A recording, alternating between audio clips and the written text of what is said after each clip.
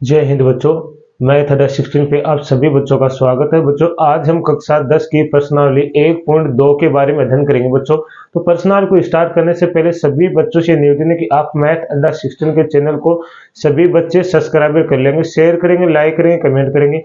जो bell icon वाला घंटा है उसे अवश्य प्रेस कर लेना बच्चों, ताकि आने वाला नोटिफिकेशन सबसे पहले बच्चों आप प्राप्त कर सके और क्लास का आनंद उठा सके। तो चलो बच्चों आप क्लास को स्टार्ट करते हैं। तो देखिए बच्चों प्रश्नावली 1.2 को स्टार्ट करने से पहले एक प्रमेय है, इस प्रमेय को पढ़ेंगे, उसके बाद भी हम क्वेश्चनों को स्टार्ट करेंगे। तो देखिए प्रमेय क्या, मान लीजिए कि p एक अभाज्य संख्या है। यदि p a स्क्वायर को विभाजित करती है तो p a को भी विभाजित करेगी, जहां a क्या है, एक धनात्मक पूर्णांक है। इसका अब आपको समझ में नहीं आएगा सर आपने क्या बता दिया। देखो इसने क्या बोला है, ये p है, ये a स्क्वायर को क्या करता है, a स्क्वायर को विभाजित करता है। क्या करता है, विभाजित। विभाजित का मतलब भाग, विभाजित करता है। इसका अर्थ हुआ कि जो a स्क्वायर को है ना, ये p क्या करता है, विभाजित करता है। मतलब a स्क्वायर में p का क्या जाता है, भाग जाता है। सीधी सी बात ये है।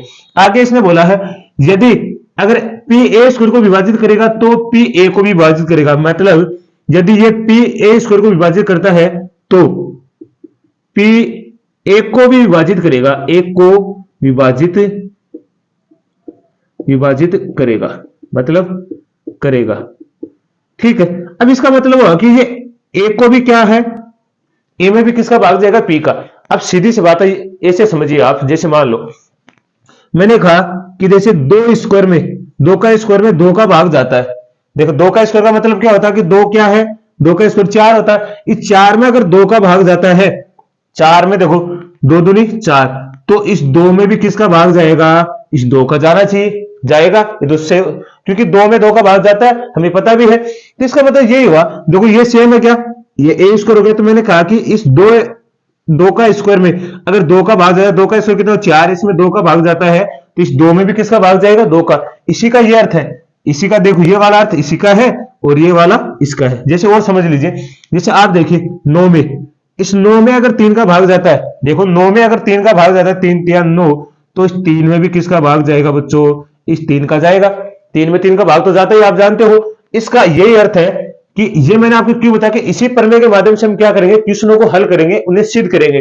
कि जैसे आपको कोई क्वेश्चन दे देगा, भाई बताइए कि रूट 2 क्या एक परिमेय संख्या है, इसे हल कीजिए कि इसे कैसे सिद्ध करेंगे। तो ये आपको अच्छे समझ में आएगा कैसे सिद्ध करेंगे हम। तो याद रखना, जब p a स्क्वायर को विभाजित करता है तो p किसको विभाजित भी करेगा, इस a को भी क्या करेगा, विभाजित करेगा। यही हमारी प्रमेय हमें कहती है। तो यहां तक आप एक बार स्क्रीनशॉट ले लीजिए, जो थोड़ा सा बेसिक आपको समझ में आ जाए, फिर आगे हम प्रश्न स्टार्ट करते हैं। तो चलो बच्चों आप देखिए उदाहरण नंबर 1 से। वैसे तो ये उदाहरण नंबर 9 है, लेकिन हमारी जो पुरानी वाली बुक है उसमें उदाहरण नंबर 1 है।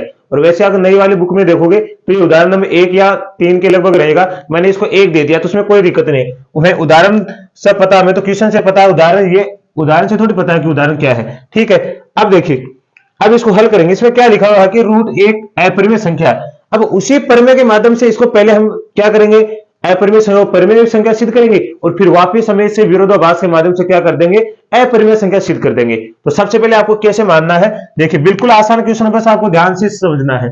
क्या करेंगे, माना रूट 3 एक परिमेय, रूट 3 एक परिमेय संख्या है। अब एक परिमेय संख्या, तो वो परिमेय संख्या भी लेंगे हम साथ में। परिमेय संख्या जहां p और q दो धनात्मक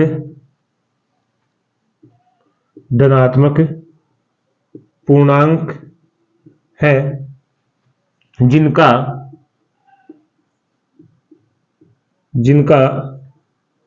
उभयनिष्ठ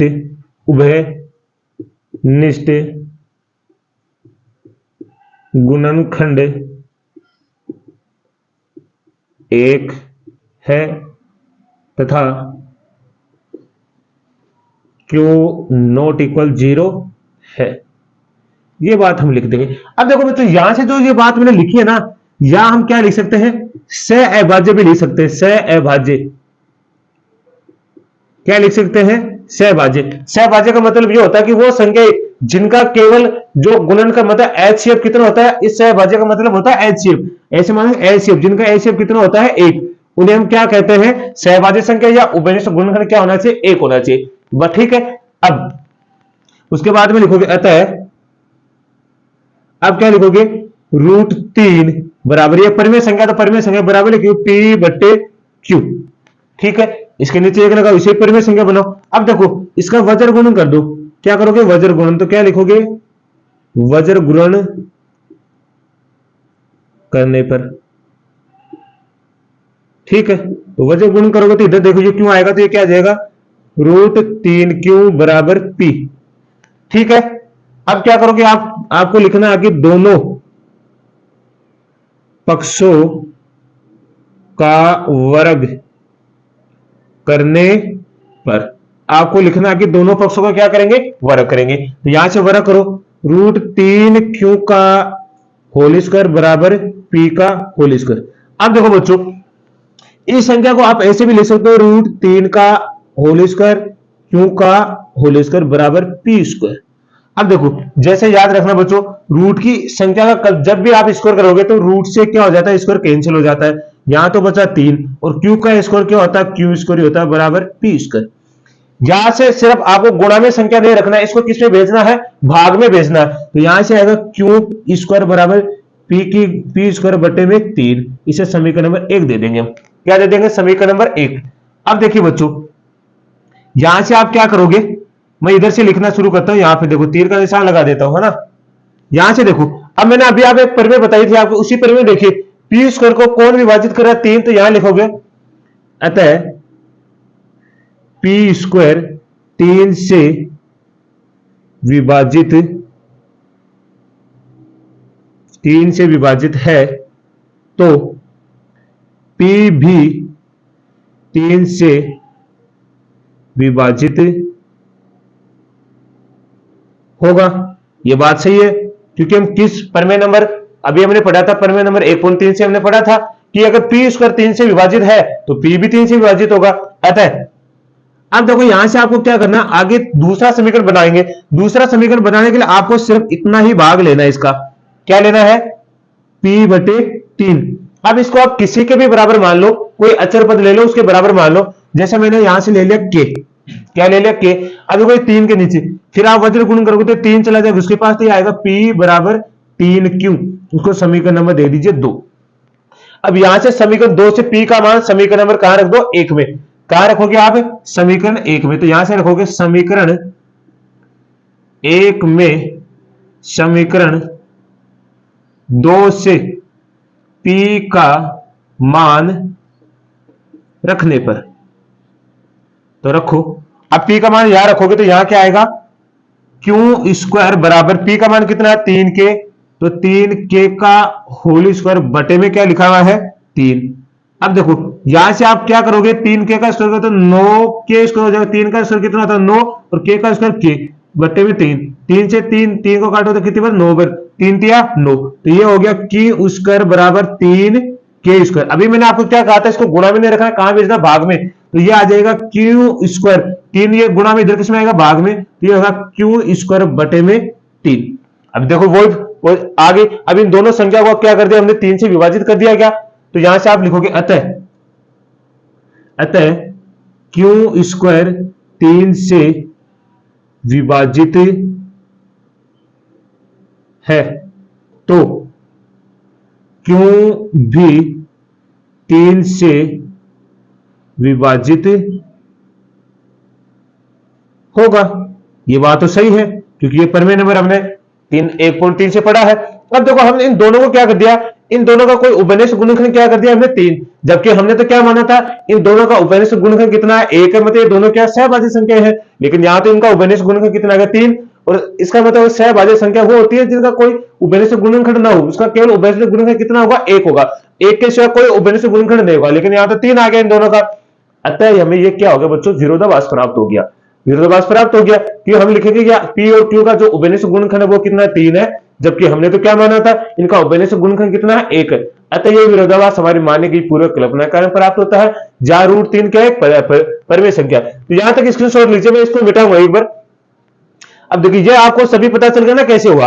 अब देखिए मैं इस वाले भाग को मिटाऊंगा यहां से, तो आपको ध्यान रहे स्क्रीनशॉट ले लेना आपको, ताकि आपको दिक्कत ना आएगी। तो मैं यहां से ये वाला मिटा देता हूं, वैसे इतना ही मिटाएंगे, इसमें आ जाएगा उत्तर हमारा। अब क्या लिखोगे यहां से, अतः अतः अतः क्या लिखोगे, P और Q का एक उभयनिष्ठ गुणनखंड 3 है। उभयनिष्ठ गुणनखंड 3 है, अतः हमें क्या होता है, विरोधाभास प्राप्त होता है। अगर उभयनिष्ठ गुणनखंड क्या 3 है, 3 होना ही नहीं चाहिए, हमारे पास तो 1 होना चाहिए, यहां 3 आ गया, इसका मतलब ये तो विरोधाभास हो गया। अतः लिखेंगे, अतः हमें विरोधाभास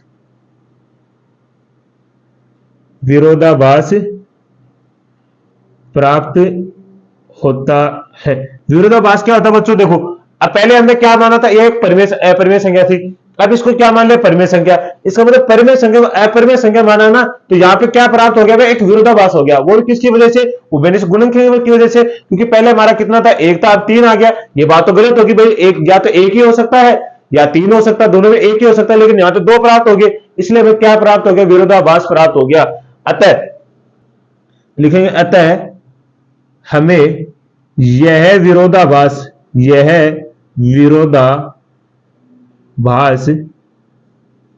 हमारी मानी गई पूर्व कल्पना के कारण प्राप्त हुई है। पूर्व कल्पना के कारण प्राप्त हुई है, तो क्या लिखोगे, अतः √3 एक परिमेय संख्या है। क्या लिखो, √3 एक परिमेय संख्या है। ठीक है, परिमेय संख्या तो पर लास्ट में लिखो, अतः निष्कर्ष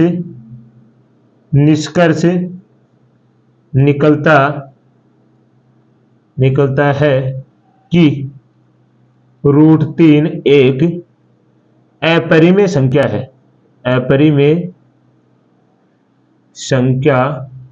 है, बस यही सिद्ध करना था।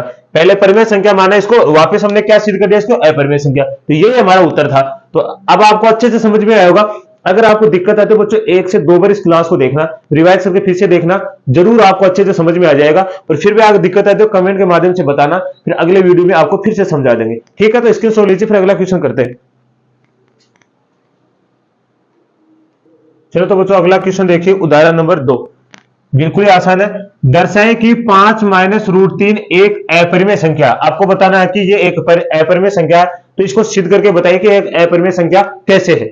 ठीक है, तो देखिए वैसे वो काम करना जो अभी हमने पिछले वाले क्वेश्चन में किया। क्या करेंगे, माना 5 - √3 एक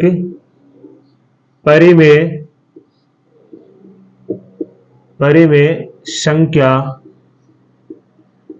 है, जहां P और Q दो धनात्मक, या आप ऐसे भी लिख सकते हैं, P और Q दो धनात्मक सहअभाज्य। ठीक है, मैं यहां सहअभाज्य पहले लिख देता हूं, फिर ऐसे एलसीएम लिखने की आवश्यकता नहीं पड़ेगी। दो धनात्मक, जहां P और Q दो धनात्मक सहअभाज्य संख्याएं हैं, जहां Q ≠ 0 है। बस आपकी बात थोड़ी और छोटी बना दी मैंने लाइन को, ताकि आपको याद करने में फिर दिक्कत ना हो। ठीक है, अतः आप क्या लिखोगे, 5 - √3 बराबर P/Q। ये सबसे आसान क्वेश्चन है। अब देखिए सबसे पहले इस P/Q को इधर ले आए, इस रूट को इधर भेज दीजिए, तो देखो माइनस का उधर किस में जाएगा, प्लस में, ये प्लस का इधर किस में आएगा, माइनस में। P/Q बराबर कितना हो जाएगा, √3। अब यहां से हम एलसीएम लेंगे, ये एलसीएम कितना आएगा, इन दोनों को गुणा करेंगे तो क्यू आएगा। अब क्यू में ए का भाग लगेगा तो क्यू बरी जाएगा, क्यू को 5 से गुणा करेंगे तो कितना आएगा 5 क्यू, माइनस क्यू में क्यू का भाग लगाओ कितनी वजह, एक बार ए को पी से गुणा करोगे पी, ठीक है। तो बराबर में कितना आपके पास √3, तो यहां से आपके पास क्या आ गया, यहां से आ गया 5 क्यू पी बटे क्यू बराबर √3। ये ऐसे निशान लगाते हैं, या का निशान होता है किसका था, या। अब देखो, अब आपको कैसे सिद्ध करना है, बिल्कुल आसान है, वैसे ये आसानी से आप लिख सकते हो, बस यही हमारा क्वेश्चन होगा, आप सब लिखना है। चूंकि क्या लिखो, चूंकि P और Q दो धनात्मक पूर्णांक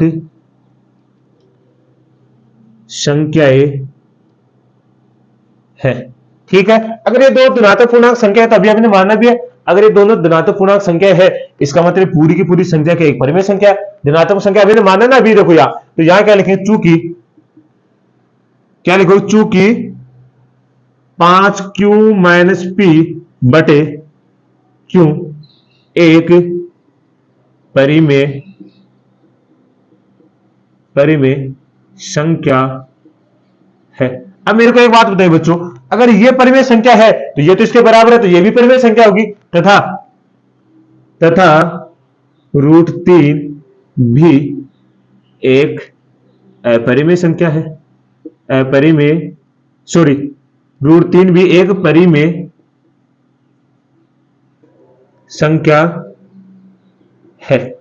अब एक बात बताइए, अभी हमने पीछे वाले क्वेश्चन में हल किया कि √3 तो क्या है, परिमेय संख्या, रूट वाली संख्या तो परिमेय संख्या होती है, तो आप लिखेंगे अतः आपको क्या प्राप्त हो गया, विरोधाभास प्राप्त हो गया।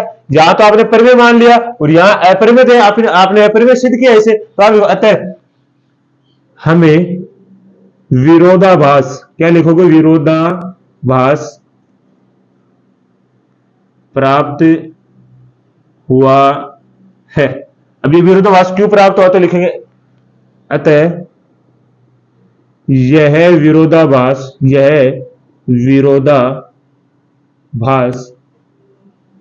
हमारी मानी गई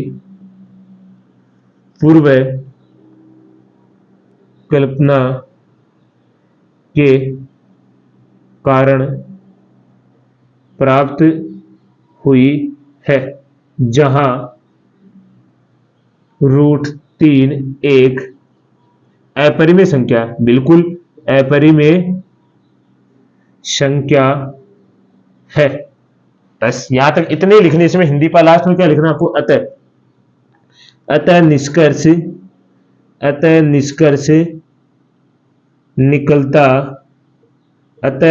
निकलता है कि 5 माइनस √3 एक अपरिमेय संख्या है। बस ये हल करना बिल्कुल आसान है, उस क्वेश्चन से भी देखो बिल्कुल आसान है, उसमें तो 3 स्टेप की थी हमने, ये एक स्टेप में पूरा हो गया, तो आपको अच्छे से समझ में आया होगा। तो इसका भी स्क्रीनशॉट ले, फिर अगला उदाहरण करते हैं। चलो बच्चों, अगला उदाहरण देखिए, उदाहरण नंबर 3 क्या लिखा है, दर्शाए कि 3√2 एक अपरिमेय संख्या।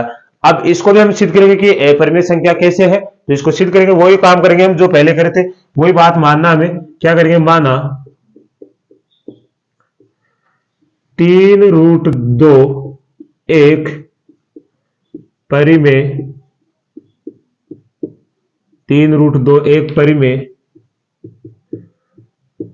संख्या है, जहां P और Q दो धनात्मक सअभाज्य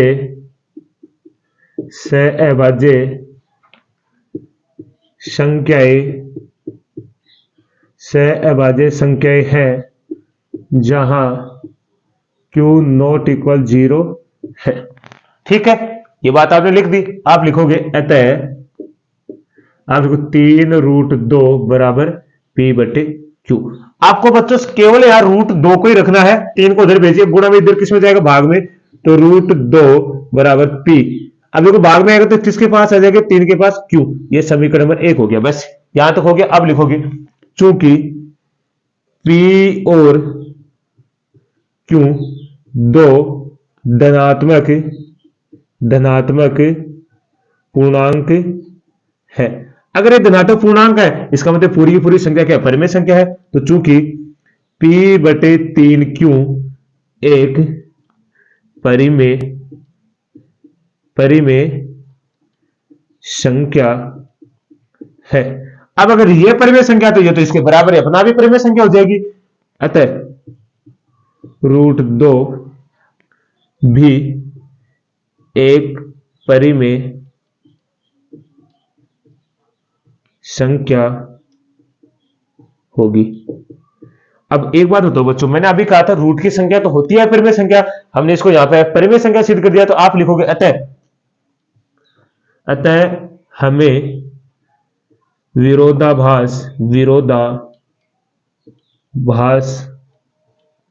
प्राप्त हुआ है। विरोधाभास प्राप्त हुआ है। अब ये विरोधाभास क्यों प्राप्त हुआ, तो हम लिखेंगे अतः जो हमारी मानी गई पूर्व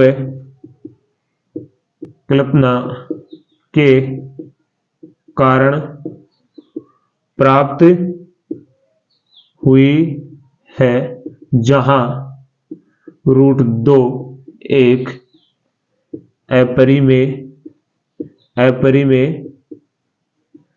संख्या है। बच्चों ये √2 अपरिमेय संख्या, 3 अपरिमेय संख्या नहीं है, इसलिए हम ये लिखेंगे कि जहां √2 क्या है, अपरिमेय संख्या है। तो लिखेंगे अतः निष्कर्ष निकलता है कि 3√2 एक अपरिमेय संख्या है।